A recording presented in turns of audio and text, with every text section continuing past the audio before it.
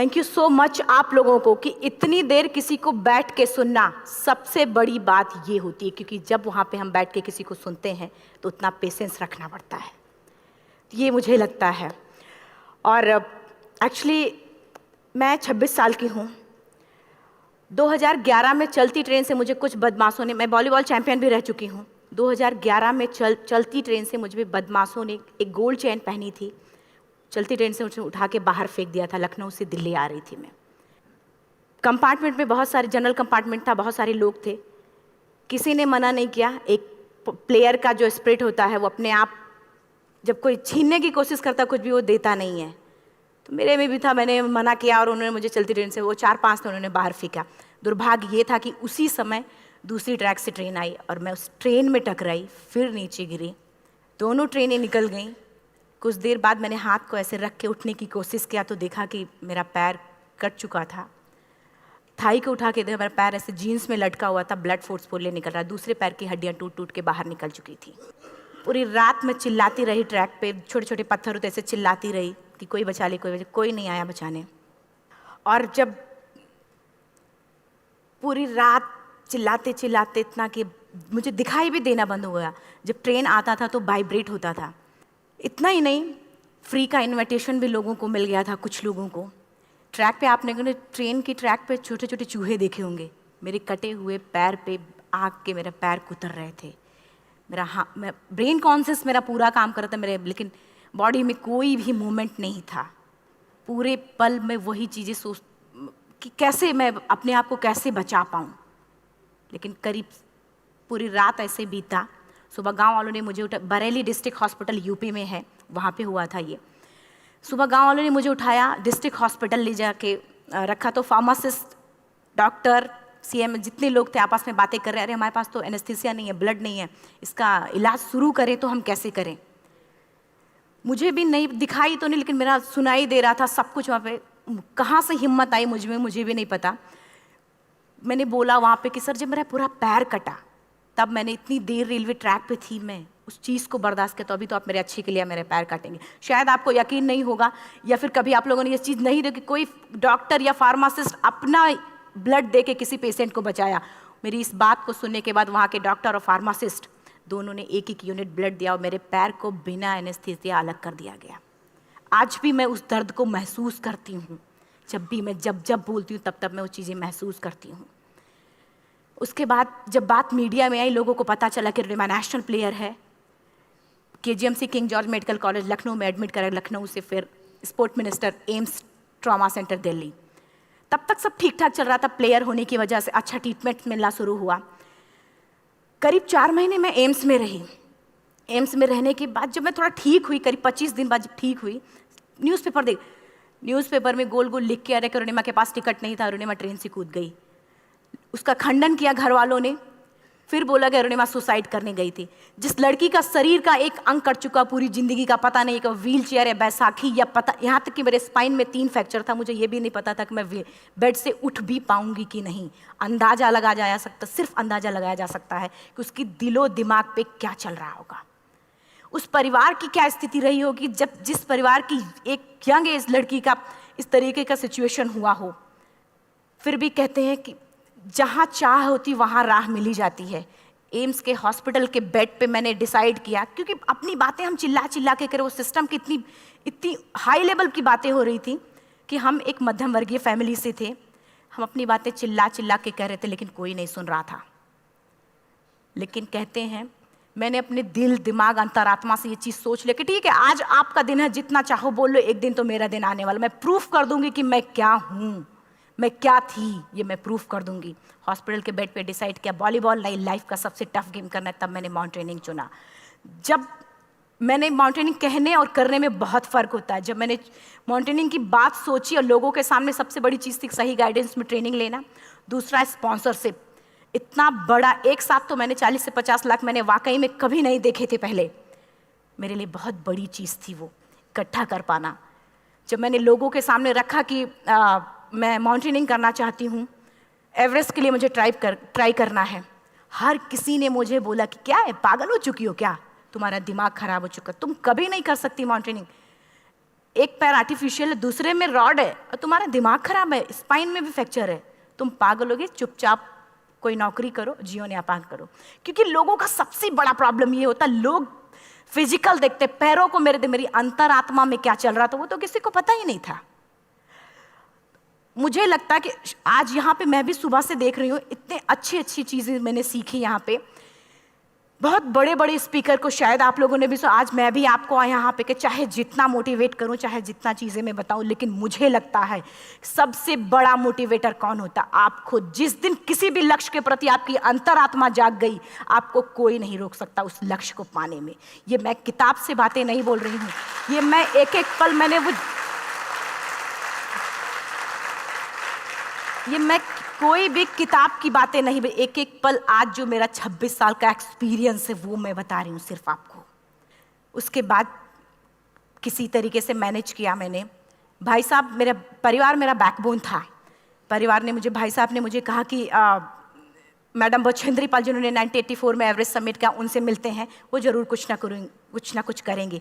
Hospital से निकलने के बाद मेरे राइट लेग में स्टिचेस लगी थी। मैंने डायरेक्टली घर जाने की बजाय, जब लोग ये सोचते हैं कि मुझे अपना जीवन यापन कैसे करना है, जब लोग ये सोचते हैं कि मुझे अपनी ज़िंदगी के मेरे दिमाग में सिर्फ 2 चीज़ें चल रही थी, मुझे इनका जवाब कैसे देना है और एवरेस्ट समिट कैसे करना है।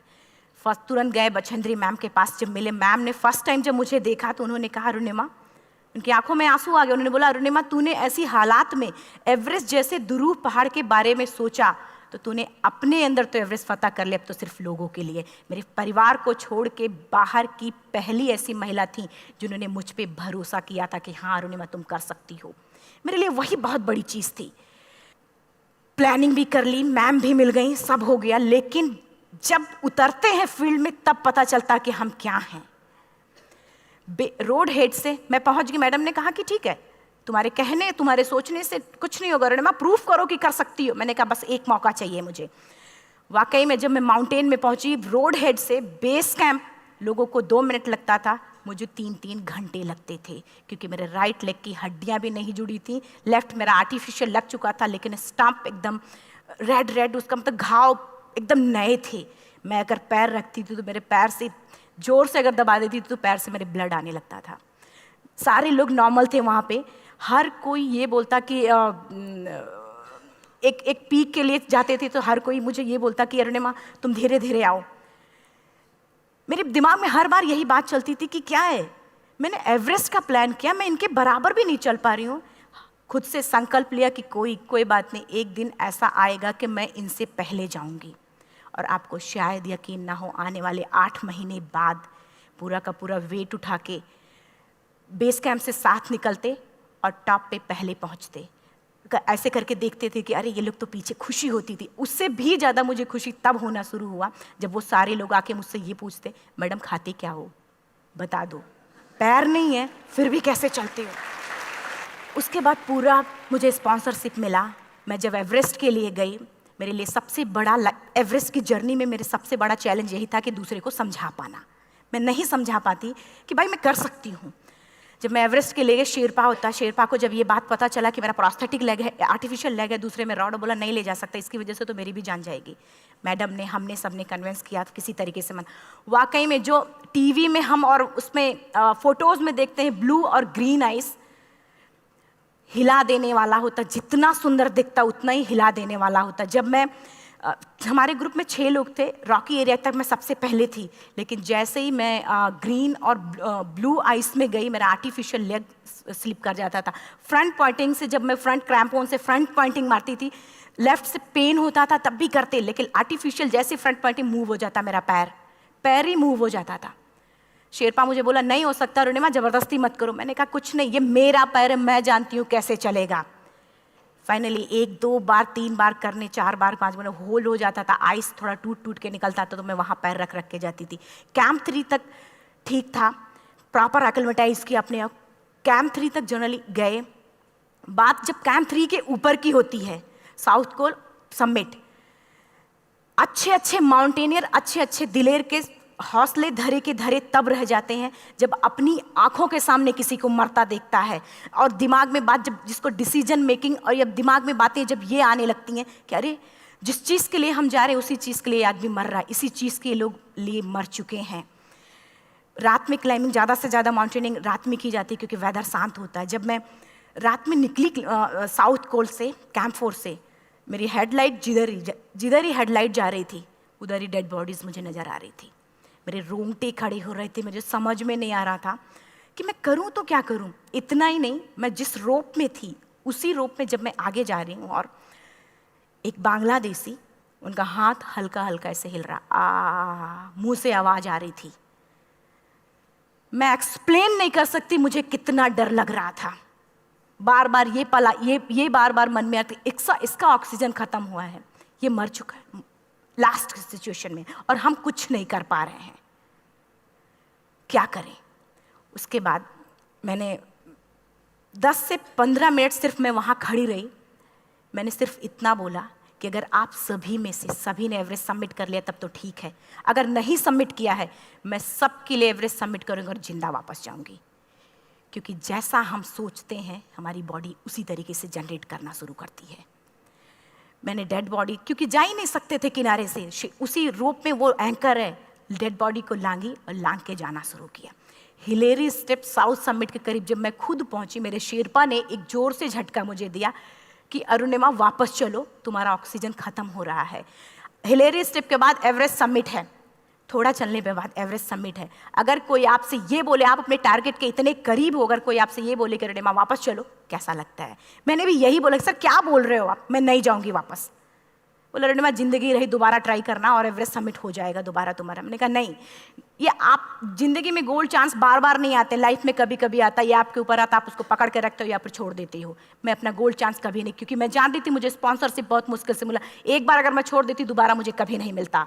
मैं बहुत अच्छी तरीके से जानती थी। मेरा फाइनली मुझे बछेंद्री मैम ने भी एक बार बात समझाई थी, मेरी माँ ने मुझे एक बात बताया था कि लाइफ में कभी कभी सिचुएशन ऐसी आती है जब सिर्फ आप अकेले होते हो, डिसीजन सिर्फ आपको लेना होता है।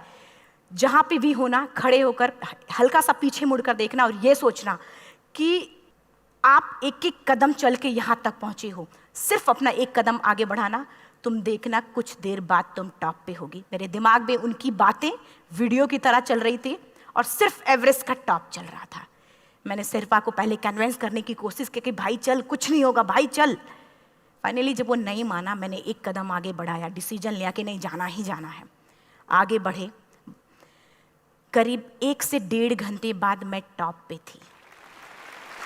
और इतना ही नहीं, आज भी मैं जितनी बार बोलती हूँ उतनी बार मैं महसूस करती हूँ, मेरे रोंगटे खड़े हो जाते हैं, मेरा दोनों हाथ ऊपर करके जोर जोर चिल्लाने का मन कर रहा, कितनी जोर से चिल्लाऊं, इतनी जोर से चिल्लाऊं कि सबको बता दूं कि आज मैं टॉप ऑफ द वर्ल्ड पे हूं। उन लोगों को बता दूं जो लोग ये सोचते हैं, लड़की, दूसरे विकलांग, तीसरे मिडिल क्लास में, जो लोग एक बार हार के फिर दोबारा लड़ना नहीं चाहते, जो लोग हारने के बाद सोचते हैं कि हम दोबारा कुछ कर नहीं सकते, उन लोगों को मैं चिल्ला चिल्ला के टॉप से बताना चाहती थी कि नहीं, आप सब कुछ कर सकते हो, सिर्फ एक सोच की विकलांगता, हैंडीकैप आदमी यहाँ से होता है, यहाँ से नहीं। अगर यहाँ से जो आदमी विकलांग है तो नॉर्मल आदमी भी विकलांग है, जो अगर यहाँ से विकलांग है। चिल्ला चिल्ला के मैं बताना चाहती थी। मैंने शेरपा से कहा कि आप एक फ़ोटो खींच लो, क्योंकि सारे लोग फ़ोटो, अपना नेशनल फ्लैग का जो वैल्यू होती है ना, वो जब हम कहीं बाहर होते हैं तो पता चलता है। मुझे भी बहुत खुशी हो रही थी, फ्लैग को हग किया और बोला फ़ोटो खींचो। बोला पागल हो गई है, तेरा ऑक्सीजन कभी भी ख़त्म हो जाएगा, नीचे चल। नहीं, फ़ोटो खींच लो। फ़ोटो खींचा उसने। वो तो अगली बार इतना तेज गुस्सा हुआ, मैंने उसको बोला कि भाई वीडियो भी बना ले। 8848 की हाइट पे ऑक्सीजन खत्म हो रहा है, आज हम भी हंस रहे हैं आप लोगों के साथ क्योंकि यहाँ पूरा ऑक्सीजन है। और 8848 की हाइट पे जब मुझे शेरपा, कोई भी शेरपा को बोलेगा भाई वीडियो बना, तो परेशान हो जाएगा, पागल हो चुकी, कि तुम मर जाए, यहाँ मैं जा रहा हूँ नीचे। मैंने कहा नहीं, कुछ नहीं होगा, आप बनाओ वीडियो। किसी तरीके से मैं 4-5 पेयर बैटरी रख के लेके गई कि डिस्पोजल कैमरा, एक अलग कैमरा, कि मतलब एक नहीं काम करेगा तो दूसरा करेगा, प्रॉपर प्लानिंग से। शायद आप लोग भी सोचो कि वाकई में लड़की को इतना बड़ा रिस्क लेने की क्या जरूरत थी, कि जिंदगी कभी भी जा सकती थी इसकी। लेकिन मैंने वो रिस्क लिया क्यों? क्योंकि मैं चाहती थी, कहीं ना कहीं से मेरे भी दिमाग में ये बात आ चुका था कि मैं जिंदा वापस ना जाऊं। मैं चाहती थी कि अगर मैं जिंदा ना जाऊं तो ये वीडियो मेरे इंडिया शेरपा से मैंने यही बात बोली, ये वीडियो अगर मैं जिंदा नहीं जाती हूँ, ये वीडियो मेरे इंडिया पहुँचा देना, मेरे यूथ तक चला जाएगा। क्योंकि मैं चाहती थी कि 11 अप्रैल 2011 को मेरा एक्सीडेंट हुआ, 21 मई 2013 10:55 पे मैं टॉप ऑफ द वर्ल्ड पे थी। ऑलमोस्ट 1 से 2 साल के अंदर कैसे यहाँ से मैंने ये चीज़, मैंने कभी भी कामयाब होने के, मेरी वो जिंदगी बन चुकी थी, मेरा जुनून बन चुका था, मेरा पैशन मेरा जिद बन चुका था। वो मेरा सोते उठते बैठते सिर्फ मुझे एवरेस्ट दिखाई जाए। और मुझे लगता है किसी को भी अगर अपना लक्ष्य पाना है, यहाँ से अगर वो पागलपन जब तक नहीं आएगा तब तक नहीं होगा। वो फाइनली उसने वीडियो भी बनाया। आप बोल रहे फटाफट रोनिमा नीचे भागो। जब मैं टॉप पे थी तो कुछ लोग और भी थे, लेकिन 10:55 पे मैंने एवरेस्ट समिट, 11 बजे के बाद अगर कोई अटैम्प्ट करने की कोशिश करता है उसको सुसाइड अटैम्प्ट बोलते हैं। जैसे ही मैं नीचे चलना शुरू की, मैंने कहा भाई हाँ चल नीचे चलते हैं। ज़्यादा से ज़्यादा मौतें नीचे आते वक्त होती हैं एवरेस्ट पे। जब मैं नीचे आ रही हूँ, थोड़ा दूर ही मैं नीचे चली थी, मेरा ऑक्सीजन पूरी तरीके से ख़त्म। सिर्फ अंदाज़ा लगा सकता कि जब ऑक्सीजन ख़त्म हुआ क्या परिस्थिति रही होगी। मैं ऐसे नीचे गिर गई और शेरपा मुझे बोला कि रोनिमा मुझे यकीन नहीं था कि तू एवरेस्ट सबमिट कर पाएगी, लेकिन फिर भी तूने किया। मैं चाहता हूँ कि रोनिमा जिंदा चल, तू वापस उठ, खड़ी हो। मुझे खड़ा करने की वो कोशिश कर रहा था बार बार, मैं खड़ी नहीं हो पा रही थी, वाकई में दम ही नहीं था। लेकिन फिर भी कहते हैं कि जैसे हमारे नियम होते हैं वैसे ऊपर वाले के भी नियम हैं। उसकी लिस्ट में जब मेरा नाम नहीं है तो वो मुझे नहीं ले जा सकता। अगर दूसरी चीज़, मेरा कॉन्सेप्ट एकदम क्लियर हो चुका था। जब रेलवे ट्रैक पे मैं थी, रेलवे ट्रैक पे 7 घंटे में पड़ी थी, 49 ट्रेन अप डाउन हुई थी, तो मेरा कॉन्सेप्ट एकदम क्लियर हो चुका था। इसका मतलब है कि ऊपर वाले ने अगर मुझे कुछ बचाया है तो कुछ ना कुछ इतिहास रचने के लिए बचाया है। मैंने पॉजिटिव तरीके से सोचा। और उसी समय एक ब्रिटिश क्लाइंबर नीचे से ऊपर आ रहा था और उसके पास 2 ऑक्सीजन, तो उसने एक को वहीं फेंका और दूसरे को लेके नीचे जाना शुरू किया क्योंकि वेदर ख़राब था। मेरा शेरपा मुझे एंकर किया और जाने लगा नीचे, और वो फटाफट उसको लेके आए, मुझे लगाया। उसने बोला रोनिमा तू बहुत लकी है कि तुझे यहाँ पे ऑक्सीजन मिला है। वाकई में ऊपर वाला भी चाहता है कि तू जिंदा रहे। वो मुझे बार बार लकी लकी बोल रहा था। शायद आप लोग में से भी कोई होगा कि जो लक और भाग्य जैसी चीज़ों पे यकीन करता हो, या पता नहीं भी। मैं किसी की भावनाओं को ठेस नहीं पहुंचाना चाहती, लेकिन मैं इन किसी भी चीज़ों पे भरोसा नहीं करती, क्योंकि मेरा मानना है कि लक भी उसी का साथ देता है जिसके अंदर जीतने का जज्बा है। अगर आपके अंदर जीतने का जज्बा नहीं है, चारों तरफ सिर्फ बहाने होते हैं, सिर्फ बहाने, इतना सारा एक्सक्यूज़ होता है। शायद मैं भी अगर वापस आ गई होती तो मैं बोल देती मेरा ऑक्सीजन खत्म है, कोई मुझसे पूछने ना बचेंद्री मन, ना मेरा परिवार, कोई भी मुझे पूछने नहीं आता। लेकिन क्या कभी मैं अपने आप को समझा पाती? कभी नहीं। फाइनली जो भी था, लक भाग्य किस्मत में नीचे आ रही थी, बहुत खुश थी। माउंटेन, डेड बॉडीज, मेरा शेरपा, ये लोग थे। मैं किसी से शेयर भी नहीं कर पा रही थी कि अरे मैंने एवरेस्ट सबमिट किया, किसी से शेयर भी नहीं कर पा रहे थे। फटाफट मैंने नीचे हील मार के, हमारे से हील मार के नीचे आ रहे थे। एकाएक मेरा प्रोस्थेटिक लेग, पूरा का पूरा लेग ही निकल गया। -60 डिग्री तक टेम्परेचर डाउन हो जाता है एवरेस्ट पे। मेरा हाथ वगैरह ये सब ऐसे मूवमेंट, ऐसे मुड़ नहीं रहा था, ब्लड निकलने लगा था, ये सब यहाँ तक। मुझे शेरपा से मैं बोल रही हूँ कि ऑलरेडी मेरा पैर कटा हुआ है, अगर दिमाग में ये बात है कि मेरा हाथ भी काटना पड़ेगा, कैसा लगेगा मेरा दिमाग। क्योंकि ये ऐसा मूवमेंट, रेड 3 स्टेज होती हैं। रेड मेरा हो चुका था, रेड, ब्लैक, ब्लू, ब्लैक हो तो काटना पड़ेगा। तो बार बार मैं बोल रही हूँ शेरपा से कि भाई हाथ मेरा कुछ हो रहा है, इसमें मूवमेंट नहीं हो रहा है, यहाँ सबसे ब्लड हो रहा है। बोला रोनिमा कुछ नहीं, जितना नीचे जाएंगे उतना अच्छा होगा। प्रोस्थेटिक लेग मेरा निकल चुका है, मैं रुकी हूँ, मेरा ऑक्सीजन चल रहा, बड़े मुश्किल से लक भाग्य किस्मत जो भी था मुझे मिला था। शेरपा मेरे आगे है, लास्ट मोमेंट तक वो मुझे बोलेगा, अगर वो मैं नहीं चलती वो मुझे छोड़ के चला जाए। गलती उसकी भी नहीं होती, क्योंकि वो क्या करे, क्लाइंबर की वजह से या तो अपनी जान वो भी दी, गलती उसकी भी नहीं है। लास्ट में मेरी आंखों से आंसू निकलने लगा। मैंने सोचा क्या करूँ अब, रोने अपने आप आंसू ने कहीं ना कहीं से आ ही जाता है। दूसरे पल मुझे समझ में आ गया कि रोने धोने से कुछ नहीं होगा। मैंने आंसू को पोंछा और रोप, जो मेरी रोप थी, रोप को पकड़ा, दूसरे हाथ से आर्टिफिशियल लेग को, पैर को घसीट के चलना शुरू हो गया, क्योंकि मेरे पास यही था। ये तो दूसरा था, गिव अप कर दो ही चीज़ थी। पैर को घसीट चलना शुरू हुआ। कुछ दूर नीचे चलने के आने के बाद रॉक था, उसमें घुसे, पैर को खोला, सही किया, फिर नीचे चलना। Camp 4 to summit to camp 4 3500 feet है, और इसमें टोटल जनरली लोग 16 से 17 घंटे में सबमिट कर लेते हैं। मुझे टोटल 28 घंटे लगे थे। हर माउंटेनियर, चाहे बाहर का या फिर इंडिया का, हर किसी ने ये मान लिया था कि अरुणिमा जिंदा वापस नहीं आएंगी। हर किसी ने ये चीज़ मान लिया था। लेकिन मुझे लगता, जब मैं वापस साउथ पोल पहुंची, जब मैं टेंट का जिप खोला, मैंने हर किसी ने कहा कि अरे तू यहाँ है, हम तो सब सोच लिए थे तू चली गई। हर किसी ने ये बोला था। फिर सब खुशी मना रहे थे हम सब। देखिए, ये सब बताने का मेरा सिर्फ एक मकसद था कि सब कुछ हम में है, हम जैसा चाहें वैसा कर सकते हैं। ऑलरेडी टाइम हो चुका है। मैं एक चार लाइन की पंक्ति सिर्फ बोलूँगी। मैं एक्चुअली, मेरा एम है कि मैं वर्ल्ड के जो कॉन्टिनेंट हैं, कॉन्टिनेंट के हाईएस्ट पीक समिट करूं। एशिया का एवरेस्ट हो चुका है, अफ्रीका किलिमंजारो हो चुका है, यूरोप का एल्ब्रुस हो चुका है। 23 नवंबर को मैं जा रही हूँ ऑस्ट्रेलिया हाईएस्ट पीक के लिए। बस आप लोगों की गुड विशेस चाहिए। और 4 लाइन, अभी तो इस बाज की असली उड़ान बाकी है, अभी तो इस बाज की असली उड़ान बाकी है, अभी तो इस परिंदे का इम्तहान बाकी है, अभी अभी मैंने लांघा है समुद्रों को, अभी तो पूरा आसमान बाकी है। Thank you so much. Thank you.